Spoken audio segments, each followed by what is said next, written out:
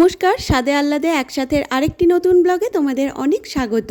শুক্র শনি দুদিন তোমাদের জন্য কোনো ব্লগ দিতে পারিনি, কারণ শুক্র শনিবার ছুটি থাকে, তো বাড়িতে সবাই থাকে, বাজার হাট করা খুব ব্যস্ততার মধ্যে কাটে, আর ফ্যামিলি টাইমও থাকে। হ্যাঁ, খালি ওটা নিয়ে পুচু তাই লুকিয়ে লুকিয়ে রাখে এটা না। ব্রেকফাস্টে বানাচ্ছি পরোটা, ডিমের ভুর্জি, গ্রেটেড ক্যারেট, অনিয়ন, আর তার সাথে নুন, গোলমরিচের গুঁড়ো, অরিগ্যানো আর একটু চিলি ফ্লেক্স এইসব দিয়ে ডিমের ভুর্জিটা বানিয়ে নিয়েছি। আর পরোটা আমি তেঁতুলের চাটনি বানিয়ে রেখেছি, কারণ এই চাটনিটা ভীষণ কাজে লাগে। আমাদের বাড়িতে উইকেন্ডে ফুচকা, দই বড়া, এগুলো বিভিন্ন রকমের চাট এগুলো তো হতেই থাকে, তো সেই ক্ষেত্রে এই তেঁতুলের চাটনি ভীষণ কাজে লাগে। আজকে লাঞ্চে চিংড়ি মাছের মালাইকারি বানিয়েছিলাম, আর তার সাথে এই সবজির ডাল। এটা কালো জিরে, শুকনো লঙ্কা, রসুন দিয়ে ছকে নিচ্ছি, ভীষণ ভালো লাগে এই ডালটা। এতেই আমি গাজর, বিট, কুমড়ো, এই সব পেঁয়াজ ডুমো ডুমো করে কেটে দিয়ে সেদ্ধ করে নিয়েছিলাম প্রেসারে। তো এর টেস্টটা না ভীষণ সুন্দর লাগে, আর সমস্ত ভেজিটেবলসও এতে দেওয়া থাকে। তাহলে বুঝতেই পারছো, একেবারে সোনায় সোহাগা, একে তো ভেজিটেবলস, তারপরে ডাল, খুব হেলদি এটা। এখানে দেখো আমি গ্রিন চাটনিও বানিয়েছি।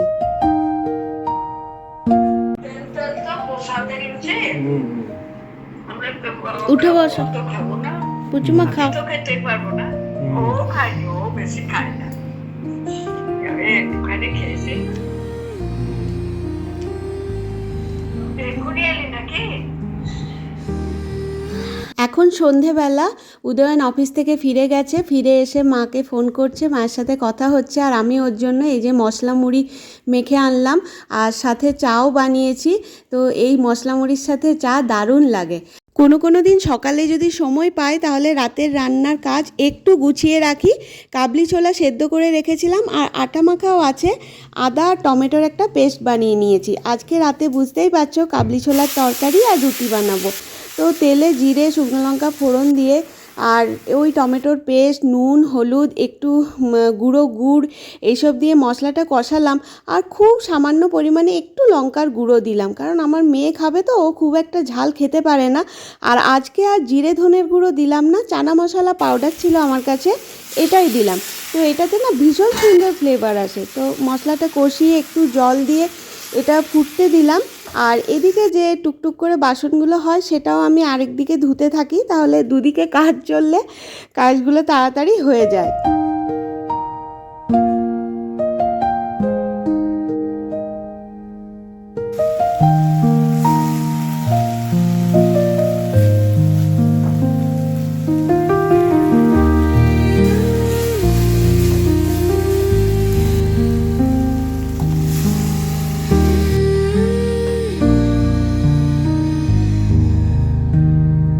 যদিও আটা মেখে রেখেছিলাম, কিন্তু সকালে যেহেতু ব্রেকফাস্টে পরোটা বানিয়েছিলাম, তাই মনে হলো যেন একটু কম হয়ে যাবে, তাই আরেকটু বেশি করে আটা মেখে রাখলাম। পরের দিন ব্রেকফাস্টও হয়ে যাবে, আর রাতের ডিনারের জন্য বানিয়ে নেব।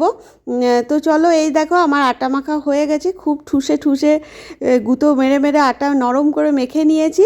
আর এই যে দেখো, এদিকে কাবলি ছোলাটাও আমার হয়েই এসছে। চলো এটা আগে বাটিতে ঢেলে নিই, আর ওইদিকে আটাটা কিছুক্ষণ রেস্টে রেখে দিয়েছি, তাহলে রুটিগুলো বেশ নরম নরম হয়। তো এদিকে এই বাসনগুলো টুকটুক করে ধুয়ে নেব, আর ধুয়ে মুছে মুছে রেখে দেব।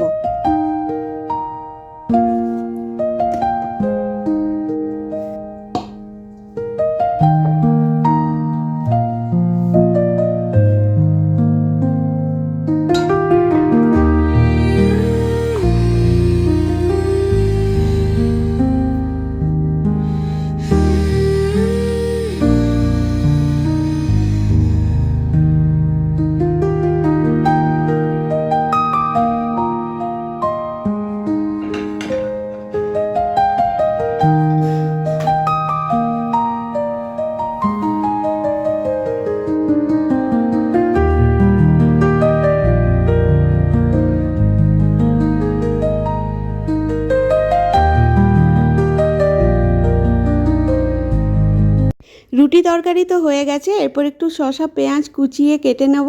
বললাম না এটা ওই কাবলি ছোলার ওপরে ছড়িয়ে দেবো, এটা খেতে খুব ভালো লাগে।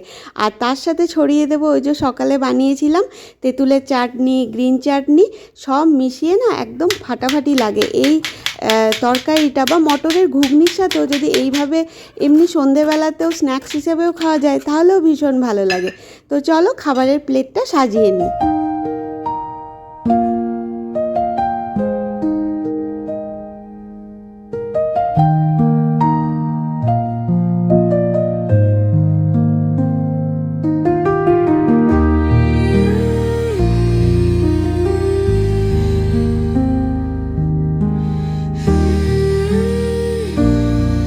কিচেন বাসন সমস্ত ক্লিন করাও আমার হয়ে গেছে। সকালবেলায় উঠে কিচেনে ঢুকলে বেশ ভালো লাগে সব কিছু পরিষ্কার পরিচ্ছন্ন থাকলে। তো চলো এরপরে এইসবের তো কেয়ার হলো, এবার নিজের একটু কেয়ার করে নিই।